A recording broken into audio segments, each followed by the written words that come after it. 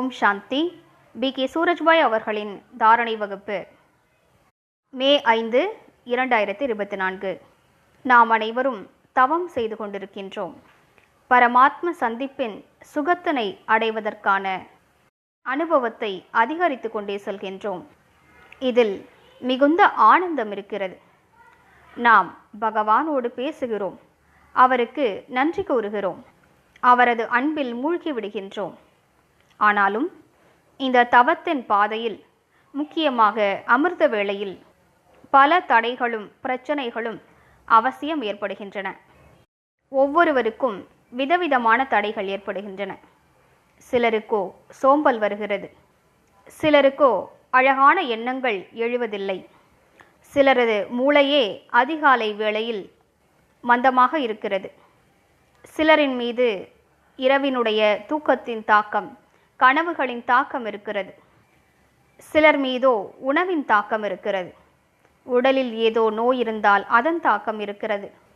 இந்த தடைகள் மனிதரை யோகம் செய்ய விடுவதில்லை, சுகம் நிறைந்த வாழ்க்கையை வாழ விடுவதில்லை. ஆனால் நாம் கவனம் கொள்ள வேண்டும். தடைகள் அவசியம் ஏற்படும். தற்கால உலகில் ஒவ்வொரு மனிதரும் ஏதோ தடைகளை அவசியம் எதிர்கொள்ள வேண்டியிருக்கிறது. சத்தியத்தின் பாதையில் பொதுவாகவே பல தடைகளும் ஏற்படுகின்றன. ஈஸ்வரிய பாதையில் மாயையினுடைய பலவிதமான தடைகள் ஏற்படுகின்றன. ஆனால் நாம் இந்த தடைகளை சகஜமான ரூபத்தில் கடந்து சென்றாக வேண்டும். தடைகளை மனமகிழ்ச்சிக்கான விளையாட்டு என்று கருத வேண்டும். தடைகளை நாம் முன்னேறுவதற்கான சாதனமாக ஆக்கிவிட வேண்டும். தடைகள் நமது விவேகத்தை கூட விழிப்படைய செய்கின்றன. எனவே 2 விஷயங்களின் மீது கவனம் செலுத்துவோம். என்ன நடந்தாலும் சரி, நான் முரளியை தவறவிட மாட்டேன். ஈஸ்வரிய மகா வாக்கியங்களை கேட்பதனால் தடைகள் அழிந்து போகின்றன. மேலும் நமது தவத்தில் மிகுந்த பலம் கிடைத்து விடுகிறது. 2வது, அமிர்த வேளையில் எழுந்திருப்பது.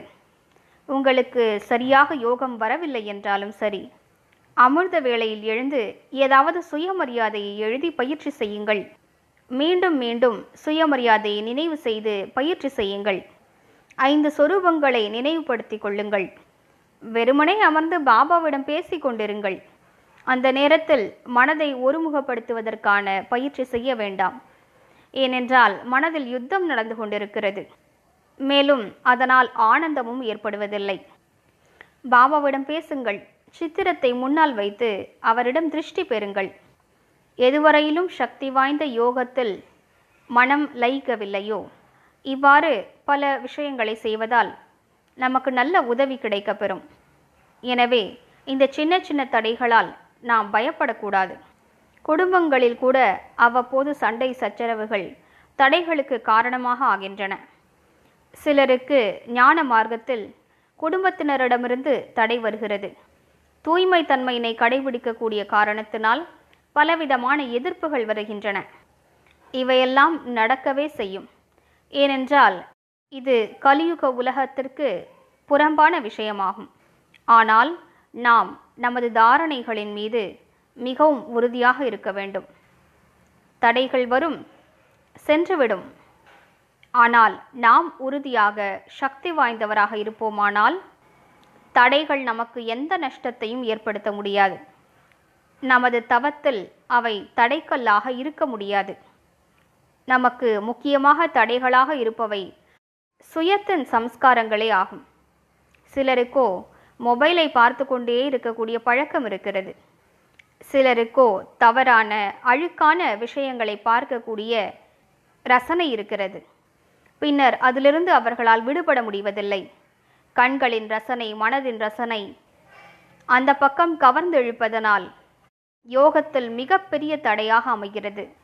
ஆனால் யார் ஒருவர் உயர்ந்த தபஸ்வியாக ஆக விரும்புகிறாரோ, அவர் தீயவற்றை பார்ப்பது, தீயவற்றை யோசிப்பது, தீயவற்றை கேட்பது என்று இவை அனைத்திலிருந்தும் விலகி இருக்க வேண்டும். எந்தளவிற்கு நாம் இவற்றிலிருந்து விலகி இருப்போமோ அந்த அளவிற்கு நமது மன ஒருமுகப்பாடு மிக நன்றாக இருக்கும்.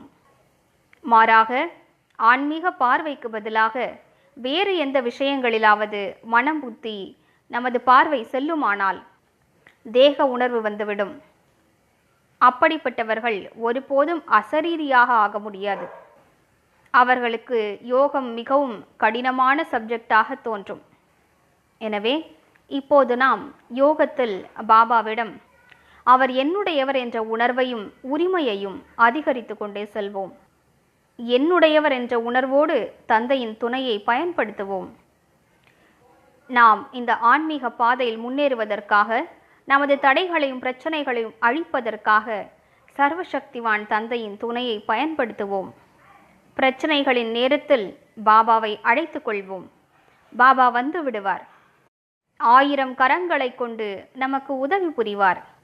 இது ஆயிரக்கணக்கான லட்சக்கணக்கான சகோதர சகோதரிகளின் அனுபவமாகும். எனவே பாபாவை அழைப்போம். அவரை அழைப்பது கூட ஒரு யோகமே ஆகும். அவரிடம் உரையாடல் செய்வோம். மேலும் வாழ்க்கையை தடைகளற்றதாக்கி வெற்றி ரத்தினமாகி உயர்ந்த யோகியாக ஆகிவிடுவோம். ஓம் சாந்தி.